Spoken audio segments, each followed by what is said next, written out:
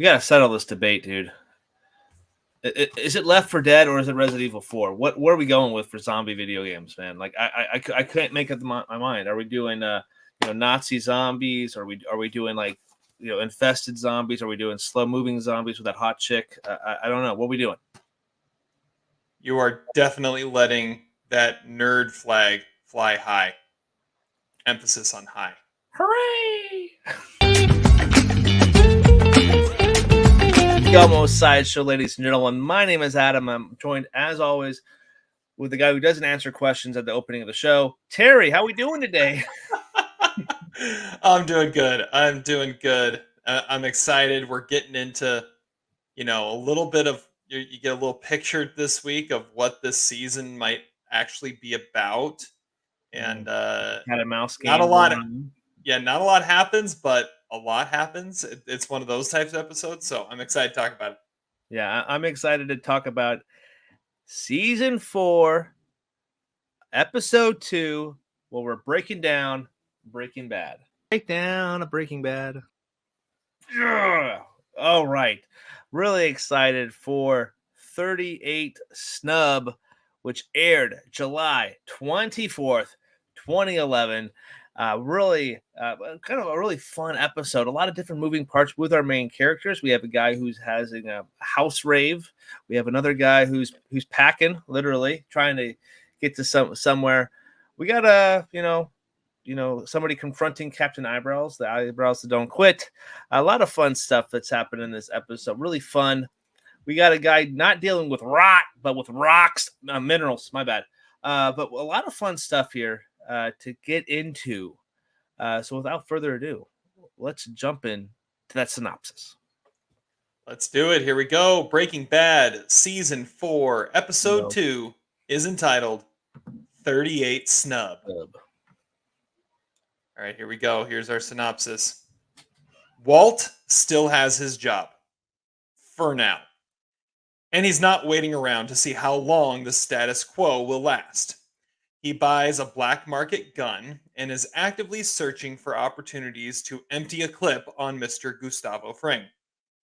While Walt is trying to find a way to fire his gun, Jesse is badly coping with the one time he had to fire a gun. He spends all day and night getting high and hosting parties in his house with the help of Skinny and Badger, who he helped fall off the wagon. Hank is doing about as well as Jesse. His strange obsession with rocks, minerals, Marie, continues through the wee hours of the night. Despite positive developments in rehab, he can't help but treat Marie like garbage. Skyler is now actively trying to buy the car wash, but the human eyebrow is playing hardball due to his hatred of Walt. Mike is spending his downtime checking in on the lab and Deadeyes 2.0, stopping Walt from stalking Gus's house, and reading the paper in a bar. Walt tries to reason with Mike, but Mike instead adds to the Walter White ass kick count and tells Walt he will never see Gus again. So he'll never get a chance to use that new gun of his. Meanwhile, eventually, Jesse's party has to end, and Andrea stops by to ask Jesse why an envelope of money was left in her mailbox. The episode ends with Jesse finally alone and not knowing how to handle it. All right. What'd you think of this one? All right. Well, this is a very fascinating episode to dive into because there's not a lot of big action stuff, not that much fallout, but it's kind of like what happens when you want. Actually, let me back up. It's a lot of characters seeking closure, but not knowing how to have closure, essentially. Because you have Jesse not knowing how to cope. That's why he doesn't want to be alone, and he wants the party to go, the party that don't quit, just like Bogdan's eyebrows. You have that, and you have Walter, who is trying to cope and process the events that happened before by carrying. And we have a great intro with this new character name. I believe his name was Lawson or something like that. Mm-hmm. really cool, fascinating character.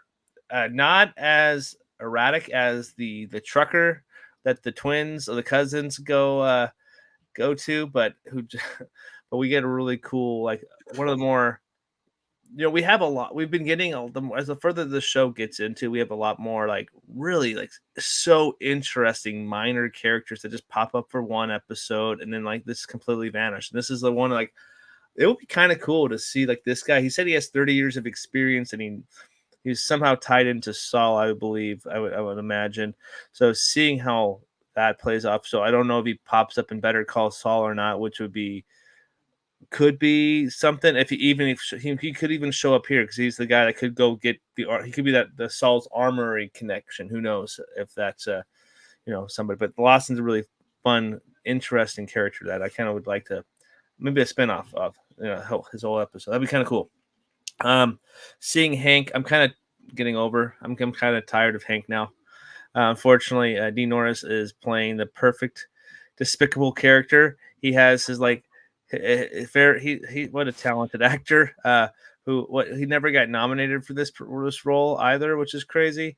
Or wait, or maybe anyway. But yeah, still, it's like Dean Norris is, like, this killing it, because he's, at times you can't stand him when he's, like, doing his thing and doing a lot of his little, like, how he talks and stuff like that. But at the same time, now he's not doing anything, and he's, we talked about it last week. He's still treating the ones that care about him the most, like, really insignificantly. But the interactions with Jonathan Banks's character of Mike and Walter is just every time whenever Mike's on the episode, I think we just automatically need to call him Walter. We shouldn't call him Walter White. Well, actually, that's his name. We don't call him Walt. Yeah, we don't call him Walt. That's what we don't call him. But anyway, interaction with Mike and Walter, one of my favorite parts of this show. I honestly busted. I really laughed, and my wife wasn't in the room at the time, but she's like, "What happened? What's so funny?" I was like, "Oh, he got punched." Was not expecting that. That was pretty awesome. But anyway, it's a really good episode. I cannot wait to kind of break it down, and gonna go into our little categories here. And it really makes me want to know, like, what happens next with these characters, especially without seeing Gus at all. So, like, what is Gus doing, especially when we'll never see Gus again. And we have a replacement for Victor as well, which is another small nugget into it as well. So Yeah, there's a lot of setup going on here, a lot of characterization, a lot of learning about these characters and where we're at, what we're thinking, where our mindset is. Like you said, a lot of characters coping with a lot of different things, and some are coping well, and some are coping not well. Actually, most are not coping well. But yeah, you've got some really cool stuff. Let's just hop into best scene, because you already mentioned the one that I have down, and that is another matching of wits between Mike and Walter. yeah, I have a Walter walks into a bar. That's what I have down as the scene. Walter walks into a bar. Well, and he's trying to relate with him, and he's trying to, like, I get who you are. I get where you're at. I get why you do what you do. But Gus is out of control, right? That's what he's trying to go for. It's what he's trying to convey to Mike, and he's not having any of it. Mm-hmm. He's blaming, you can kind of get an idea. He's blaming Walt for everything that happened. He's blaming Walt for Victor. He's blaming Walt for it all. It's all his fault. And if he had just, you know, let it be, and taken his advice, then none of this would have happened. And he kind of lashes out on him in a way that you don't see from Mike. And it's a slight moment of maybe him losing his cool, but it's an interesting interaction there, where it starts with Walt trying to relate and trying to connect, and it ends with, you're barking up the wrong tree. You're never gonna get me on your side. I think we can chip away a little bit, Mike. I don't know how entirely true that is. that um, I'm because I've never seen the show again, mind you, first time watch for this stuff. Mhm. I can see, or at least I'm wanting to see, where I can see Mike maybe kind of not siding with Gus because I think we've seen this with these really insane villain characters where you have your really loyal people, your second in command type of characters like a Mike, and Mhm. eventually you kind of see their don't really like the things that their boss is doing, so you can kind of maybe sway them a little bit. So only time will really tell with how Mike's going to stand. So at least for my kind of my 2 cents on that kind of observation there. So Yeah, I was thinking about that too because you there might be a little bit of that there, but at the same time, because like Walt even mentions, you saw what happened to Victor. If it can happen to Victor, it can happen to anybody.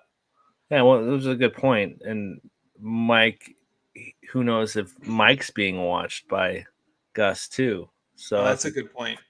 and so he's like, I'm not going to do anything that might piss off my boss, Gus. So yeah, I'm going to punch Walter here. I'm going to have my guys back. Yeah. Hmm. So it could be And another part of it. and but the way I started thinking about it too is knowing Mike, his reaction to that would have probably been, "Well, Victor was stupid. I'm not going to be stupid." Right? Victor got himself killed. Victor did something dumb, and that's why it happened. It Okay, has that's nothing to well, do with anything else other than he messed up. I don't mess up, so I don't have to worry about that. Um, so I that might be something that plays into that too. Um, it might be Mike lashing out at Walt because he knows he's right, but he can't admit it. That would be interesting also. mhm. Um, yeah, yeah. Did you have anything else written down for best scene? Not really, but I did have one that I want to mention for fun because it's a fun moment. It's two different sides of Walt's character where you're clearly like he is ready to he wants to he's doing the cross with him practicing the gun, and then Mhm. Skylar calls and she mentions the car wash, and he's like, "What are you do? Are you insane? Like, don't mention the car wash over the a message, a recorded message." It's a car wash, not a brothel. Yeah, great line. I really that scene was fun. Like you see like his intensity, his fire, like to try to he's getting quicker to draw because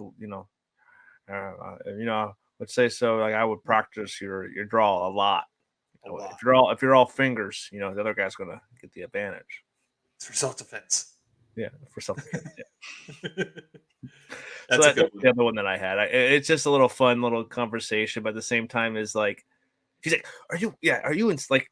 I can't do it as good as Todd is, but can take like Todd. Are you insane? Like, why is this out in the open? Yeah, Yeah, yeah. That's it. That's a good one. That is a good one. And again, Skylar has some great moments in this episode again. dude, So her scouting out. I was like wondering, like, what the heck is she doing? Like scouting the how many cars, and then it's like revealed. I have a theory what's going to happen next because obviously $20 million is a little steep price to pay. That's why I think a certain attorney at law is going to come into play. But we'll talk about that later. mm, okay, We'll see. all right. Yeah, one thing I want to mention too. Um, yeah, you said this is your first time watching through. This is, I think this is my third time going through season 4. Mhm. Um, I remember the first time I watched this, uh, my initial reaction to Walt and Mhm. what he's doing and how he's handling everything was kind of a, what are you doing?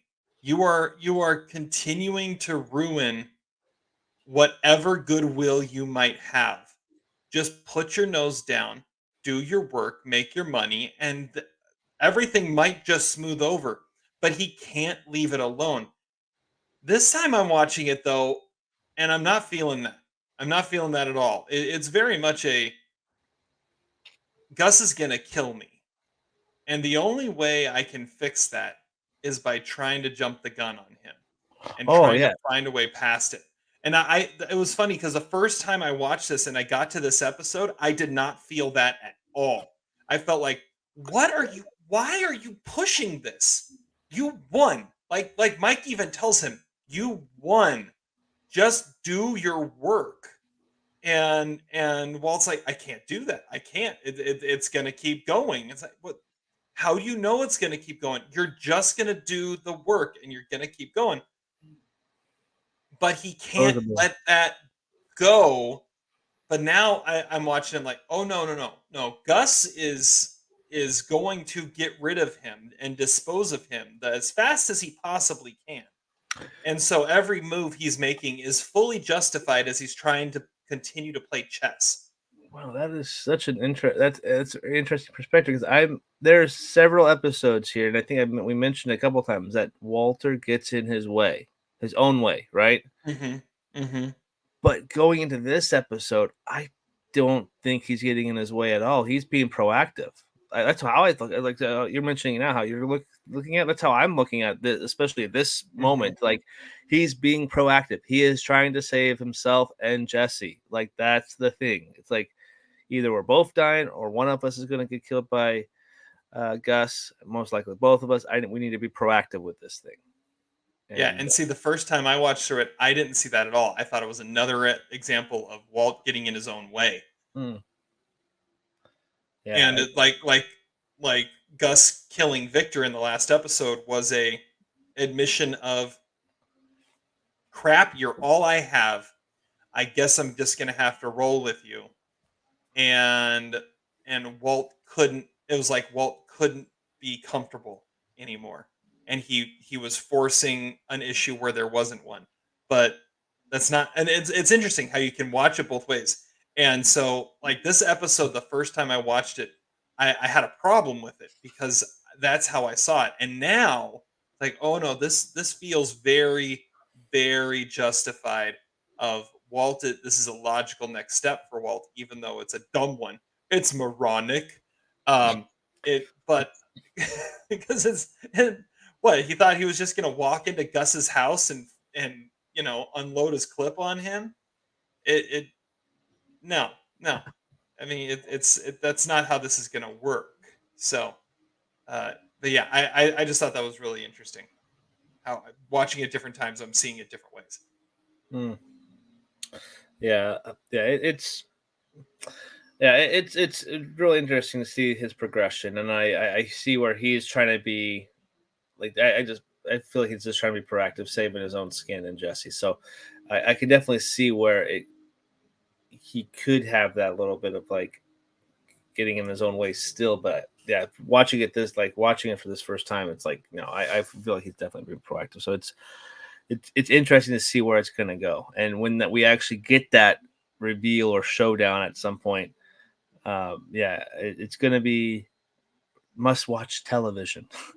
Well, And you have set up now that it is like this match between Gus and Walt. But like you said, it's a showdown between the two, but from afar, right? They're playing chess with each other when they never even know what the other player is doing. it's like It, Battleship. Now they're playing they're playing they're Battleship. playing Battleship, yeah. Except you don't know when you have a hit or when you have a miss. You're just gonna have to play and see what happens and Mhm. go from there. So it does make for a really interesting cat and mouse game we got going. Okay, let's get back to our categories here. The Ken Wins Bogdan Award goes to Hank, let's move on. Hank. Yeah, the other one I had was Bogdan, but Oh yeah, we couldn't use him anymore. yeah, but no, yeah, Hank is definitely being the douche here. I do want to shout out Bogdan because that was actually the other scene I had down for best scene was a showdown Oh, between that's a good Skylar and scene. Bogdan, and Bogdan holding this grudge against Walt, even though Walt was like his most faithful employee until he pushed him so far that he snapped on him. He Uh, destroyed my air fresheners and grabbed himself. Analyze this yeah, or whatever. he quit without any notice. I'm like, dude, you're a dick. Um, You don't give with him I a notice, you're gonna fire him either. yeah. Anyway, yeah. Yeah. And then the way he handles it, just like, I'm gonna name a price that's so ridiculous that you're not gonna. This is the price for Walter White. Yeah, yeah, Bogdan, but Hank, yeah, Hank. Move on. Hank. The Pinkman Stickman Award goes to. Jesse's Roomba vacuum. His Roomba.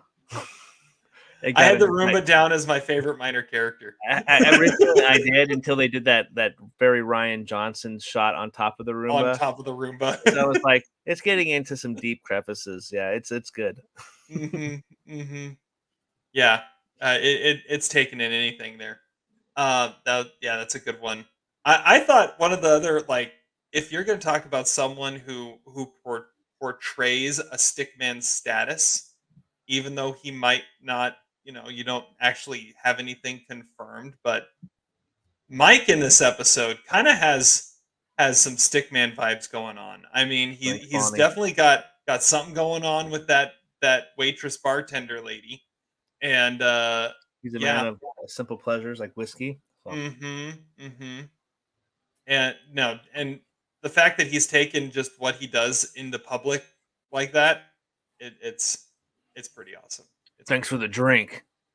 The best new face, hey, that's Danny Trejo award goes to Jim Beaver, Lawson. Some really notable stuff that he's been in too. I got Nightmare Alley, one of our top 10 movies from 2019. Really, some really awesome shows. The Boys, Watchmen on HBO Max, and Dexter. He appeared in there, and then of course he's in a Cager. He's in 2007's Next. Yeah. So yeah, he is the face you recognize. However, if I was going to go with my favorite new face that we see, it would probably be Tank Jones as Chuck, the physical therapist. That could have been low-key a stickman, though. I think. Oh, that's a good call. Yeah, I was thinking about. I was like, the therapist stickman. Yeah. You want to live in my house, and that's basically what Marie tells him. One day at a time. One day at a time. I'll see you tomorrow. No, but that's such a cool character, right? And he actually gets Hank moving. He gets Hank starting to do something. I love that, and I love that character. Okay, go me minor character. I said the Roomba. My runner up will be the guy that decided to crack open the Roomba. It's like, dude, what's this? I'm gonna open this. Yeah, that's what I'm gonna. What are you? No. What are you? What do you got? Ray Campbell's character. I guess they put him down as Tyrus. I don't know, but he's the new Victor. Tyrus. Yeah, but the one I'm going to go with is Blue Corundum. Blue Corundum is the best minor character of the episode. It's a mineral for like the 10th time, Marie. Tyrus. That's Tyrus. Tyrus. Okay. Yeah. Blue Corundum. Corundum. So yeah. So well, I won't be able to mention this any other time, but Hank, when he's like, check for damages, those freaking jagoffs at the delivery place, it gave me serious. I'm not gonna, for the sake of editing, it gives me very like Leo Getz from Lethal Weapon 2. They screw you in the drive-thru. Always check before you leave. That's the vibes that Hank gave me. Very Leo Getz. Whatever. I got some very delicate geodes coming, Marie. Check for the damages, Marie. So yeah, very Leo Getz vibes in that one scene. So I like it. It's a great call. Cowhouse, dumbest thing said of the episode. Oh, okay, here we go. There's a lot because we've got some like Peter and Brandon. No, we're back to Skinny and Badger here because you're right. They fell off the wagon. Hardcore fell off the wagon. Yo, man, I'm like turning into a slee stack here, man. I had to look at what a slee stack was. I'm like, oh, it's those aliens with the big eyes. I was like, okay, I got you now. You could use a brain transplant. So this also could be like a dumb thing. Plus, like we have to correct a mistake we did from season 3. We're doing a callback to the pizza. Maybe it's like one of those things. Cut your Christmas tree, cut your own pizza. All right. I knew this episode was coming up, and the fact that you fixated on the fact that that pizza wasn't cut, I'm like, oh, this comes back up. This comes back up because they have a whole scene about how this place doesn't cut their pizzas. Oh yeah, he's like, maybe just get like scissors, bro. Like, like this is dumb. Give me a pair of scissors. I could cut that pizza real They nice. they don't cut it because they cut the savings to you. It's all democratic, man. Yeah. Man, I'm kicking harder than a Democratic. sensei. Kicking harder than a sensei. Uh, I think I have like a cat. I think I need to feed it. That's a good one. They're the Taliban of the zombie world, yo. My favorite one is Nazi zombies don't want to eat you for the protein because they're craving the protein. They're eating it because they hate Americans. That whole sequence between the two of them was so good. I wonder how much that was ad-libbed. I bet that was kind of ad-libbed. Like, it had to be. Because like I don't see like the creator of the show's like, yeah, we're gonna take 2 zombie properties, Resident Evil 4, which is considered one of the better video games, which I would, up there, and then Left 4 Dead, which is a very prominent like Valve property where in the zombie genre as well. However, that is also kind of like outdated because it's very, Resident Evil 4 just got a remake, but like Left 4 Dead's been dead, like that series has been dead for a while, so it'd probably be like Back 4 Blood, which is another kind of very similar like 4-person. This is so nerdy. Never mind. Anyway, we're gonna. I need a button on here that has Austin Powers going nerd alert. Yeah, we need to add that one. Nerd or just Gail saying yes, I am a nerd. Anyway, the other one I had down was Jesse talking about his new sound systems. It's all like sonically neutral and stuff. I had no idea what he was talking about. I don't know. I was like, my wife's reaction was, "Why isn't he selling stereos? Why isn't he a salesman?" Yeah, go work at Radio Shack, bro. Yeah, seriously. I got very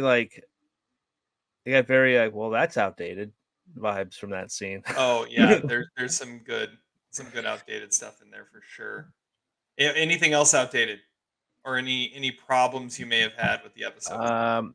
Well, Jesse's stereo is outdated. So if you're hungover, I don't know how like drugs to hit you, but I know if you were like really drunk and there's a whole empty bottle of Jack outside of his house, you don't want to play loud music. That's not how hangovers work. Good call.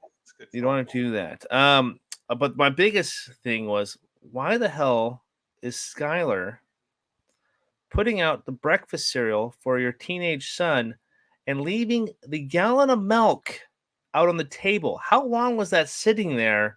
And is he really, Walter Jr., really going to make a bowl of lukewarm cereal? That's the question here. It's a good question.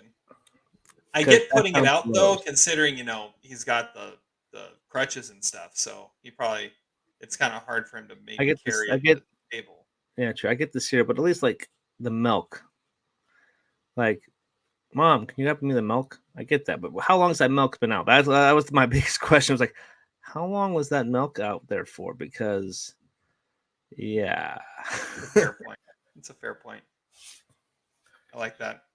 I always forget to look for stuff for this, so I don't have anything down for this. But let's just move on to the midlife crisis moment of the episode. I'll go first on this one. There's a few things you could go with. I'm sure debating random video game theories is definitely yours. But the one I'm going with is when you are in a certain state of mind and just at a certain spot, certain people just automatically put you in a bad mood. Oh God, yes. And they shouldn't. Right? I'm thinking like Hank and Marie. Right? There are those times where the right person walks in at the wrong time and you just are like, I that was the worst thing that could have happened. You existing in this space in this particular moment, and I can connect with anybody right now except for that, and it makes no sense, and it never does. But you still have that moment where it's like, why am I being a dick to you? I really don't know. Yeah, that's a good. I like that one. That's a good one. It kind of happens, especially especially in relationships. Like the wife and I just celebrated 11 years, so it's like at points I can guarantee. Like there's times like she's like, oh, God, I cannot stand you right now.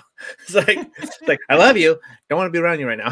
That it's probably at for some point has happened. You're like, I don't know what's wrong with me. Like I just want I just need my own space. I don't need to be. Is it that when that day of 11 years being celebrated happened, you said Oh, this? I forgot about this. I mean, that Wait, could have done it. wait, what? What was that? Oh, what? It was. Oh, I forgot about this. Oh God! Oh no, I did not forget about it. I guarantee Because you, I did not forget about that it. that could have had an issue. I'm glad we had that Like, soundbite ready. It's great. right. And even if you did say it, I'm sure her response was I love those redheads. uh, not in Todd's voice, but in her voice. If it was in Todd's voice, that would just be creepier than the fact that we have that soundbite. Yeah, that is great. Let's not play that again for a while. Okay. That's why I'm here, folks. So my midlife crisis moment is realizing you're not quite McLovin and not old enough to party anymore. Like you're a little too old to party now. You can't party that hard. Yeah. However, at the same time, I feel like I'm that was pushing quite. days. Yeah, I'm pushing daisies over here, man. That was quite the party. I mean, they hung in there as well as they could. If There we were was a doing like valiant effort. if we were doing like we know we did a power rankings a few weeks back, like about house parties. Like if we were just doing strictly TV, this had to be at least an honorable mention. I think Mm-hmm. could be. This, and then I'd go like, okay, I think it's like season 1, How I Met Your Mother. Mm, Have you seen How I yeah, Met yeah, Your yeah. Mother? When he's trying to get, I think he's trying to get Robin over, and she keeps on bailing on him, so he just keeps on continuing the party the next night. No, And we're going to come back again. that's kind of what this reminded me of. It's like, no, the party's still going. We're gonna just keep going tomorrow night too. Yeah, That's a good call. I hadn't thought about that for a I while. hadn't until just now either. Yeah. Well, it All was right. a legendary party. Yes, but dairy from the fridge, not the lukewarm stuff on the table. Correct. LVP of the episode. Overestimating your business, your property value, $20 million. Mm. Bogdan. Yeah. Yeah, LVP. Also his Saul's really cheesy ads. The most fast one other question other than the milk being out is I wanted to pause the episode like and go and read what was like scrolling on the bottom because it went by so fast. The small print. I wanted to read it, but at the same time I was like, no. Yeah. You wanted to, and then the urge just kind of faded away. Yeah. Yeah, I would say my LVP is not cutting the pizza and trying to bill it off as a, a A gimmick. sales gimmick when you're just being lazy. I mean, let's face it. Like even Badger, he's trying to do the math on it. It's like that. What's the math on it? I don't know. Brandon's Yeah, so good. he's they're both so good. They're so good. And here's the thing. Here's another thing I just was thinking about. I know you love Combo. Combo was awesome. But he's not these I guys anymore. don't know if we get these versions of Skinny and Badger if Combo's still around. No, you're absolutely right. I love this version because who else gives an entrance like this? Jesse! He comes out Or the look on Skinny's face when he comes up from doing the line. oh man, okay, so we got to talk about this and the zombies. Like this doesn't happen if Combo's still around, because Combo was too much. He was more Jesse, right? He was more the let's just party, let's have fun. These guys are straight up nerds that have no direction in life, except whatever direction Jesse decides to yank them in. That's a good point. Yeah. I mean, Badger took a crossbow out to go cook. I mean, A lot of onions too. Yeah. MVP of the episode. That bar was really nice. I like the bar. I just wanted to bring that up again. MVP of the episode was, let's go with Skylar. Let's go with Skylar.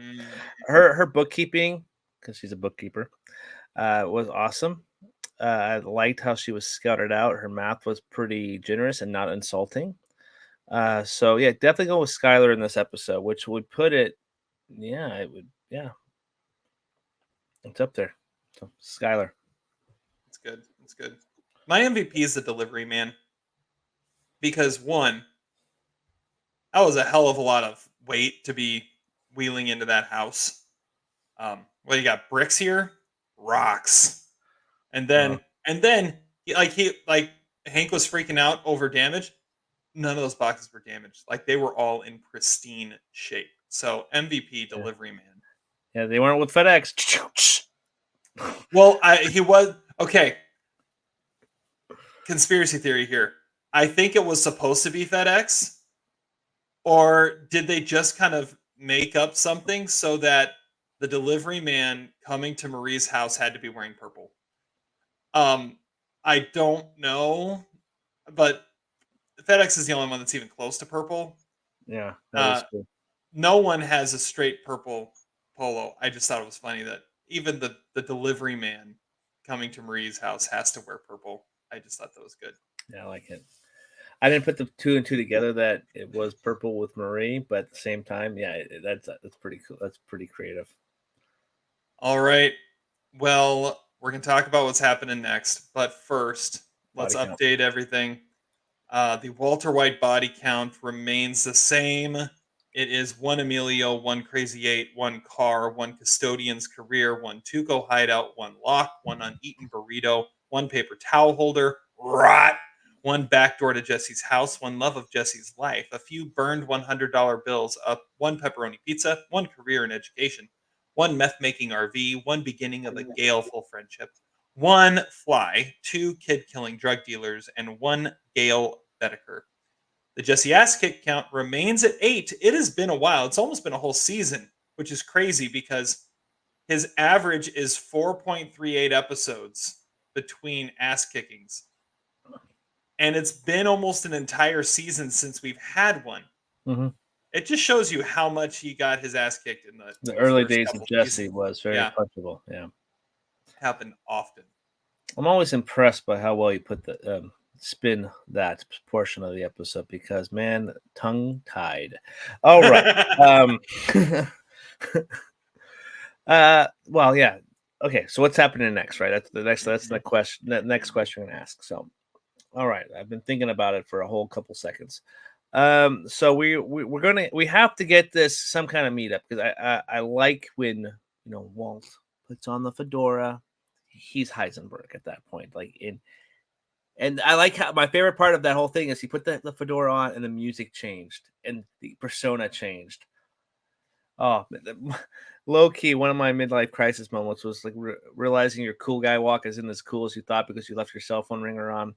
That was something else. I was trying to spin it, but thought it's something else. But anyway, I want to see a meet. I have to have a standoff at some point. I think that's going to happen. Interesting to see where if Mike's loyalty ever sways. Honestly, Skylar's going to meet up with Saul Goodman, and that's how they do get this car wash. That's what I think because she leaves. I was wanting her to hit the air fresheners, honestly, when she left. Like that would have been perfect. But she's too smart for that. She's very cunning.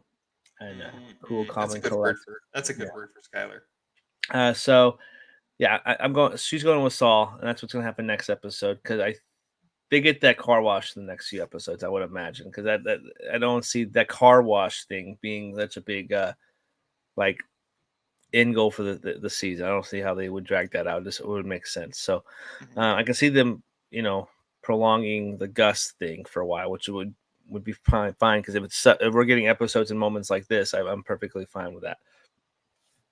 But yes, Skylar, Saul, there's going to be some kind of battle of wits between those two, and he's going to realize that Skylar, who I wasn't a huge fan of at the beginning of the seasons, but I'm realizing there's something there to that character, and she's doing a fantastic job with that role. So, yeah, I like that's where my your guess. head's at.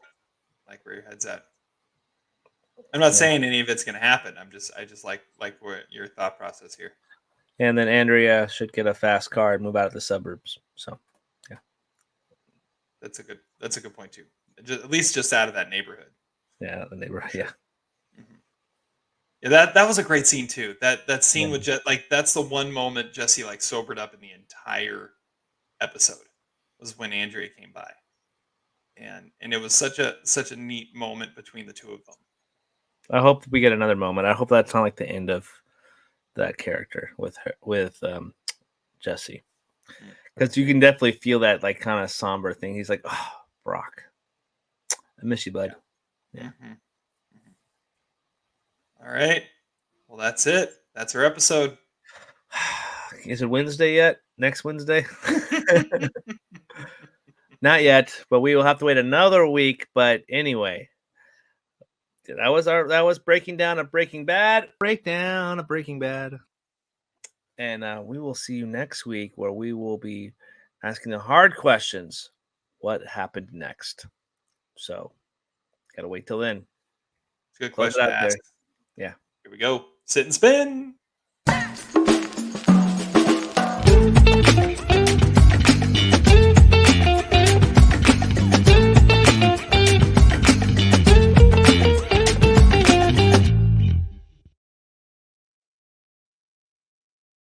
We're getting good at this episode. We've been killing it, the 40-minute mark. And that we're on fire with it. It's true. It's true.